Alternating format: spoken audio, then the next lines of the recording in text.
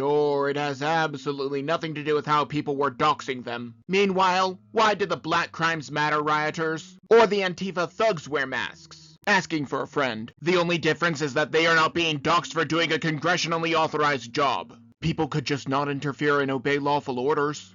But that is too complicated for people who demonstrate Godwin's law on a daily basis. Lady Liberty is absolutely unequivocally right. Genocide, like bombing Israeli cities or killing all of the white farmers, as well as the people who sell them weapons. Pirates who are being stopped by requiring oversight of tax dollars. Cartels who are being stopped by blowing up their boats. Not to mention corporations. But Mr. Pett would only say that non-liberal owners are evil. Not to mention the Antifa stooges that do their dirty work. Or henchwomen who just hit government agents with their cars. Name me one department or agency in the federal government that should not be held accountable when laws are broken. Go ahead. I will wait. If the Federal Reserve is wasting tax dollars on this renovation, they should be held accountable. Except that the Federal Reserve is not a government department or agency. It is a cabal of private bankers who set interest rates for the whole country and decides how much money is printed. Let us look at some of these countries. I notice that a large number of them are drowning in debt and are going to fall apart any minute, have astronomically high taxes to support the unsustainable system, are guilty of massive human rights violations, or are places where doctors and rich patients are fleeing from. The same is true of education. I am still waiting for one single bit of evidence that global warming has any truth to it. The predictions have failed over and over again. What makes you so sure that it will happen this time around? Let me break Mr. Bowling's gibberish down a bit. Searching for health insurance is not like shopping for a car. That is because in many states there's only one provider in the state. This company has a monopoly and cannot sell across state lines. Furthermore, if you are at a higher risk, you should pay more. Since I live in North Texas, there's a higher risk of tornadoes. If I lived on the beach, there's a higher risk of hurricane damage. If I lived in California, there's a higher risk of wildfires. The market accounts for what government cannot. Mr. Bowling just loves his gibberish.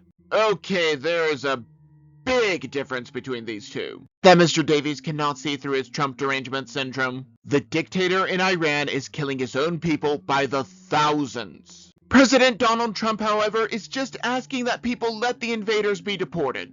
Furthermore, Democrats as a whole decry this imaginary oppression, but will not decry actual oppression. The same people who put Ukrainian flags in their profiles are painfully silent here. Here again we have liberals bringing up problems that do not exist. I challenge Mr. Oman to name one concrete example. The problem is that there is no systemic racism. If you can get into any school or career of your choice based only on your melanin, there is not one example of systemic racism. There is, however, systemic anti-whiteism. Let us look at this logically for a moment. Not only should the federal government not be involved in healthcare, President Trump did propose that instead of subsidies given out blindly, giving every American a health savings account. I have a problem with that, but not as much of a problem. Ideally, we would just keep the money to spend how we so choose, but I digress. I severely doubt that Powell is a Tier 1 personality. As such, Delta Force or anything of the like would not be employed. It would just take a court summons. What Mr. Ramirez is trying to imply is that President Trump is using a heavy hand and acting outside of the normal justice system. Neither of which is true, but again, I digress.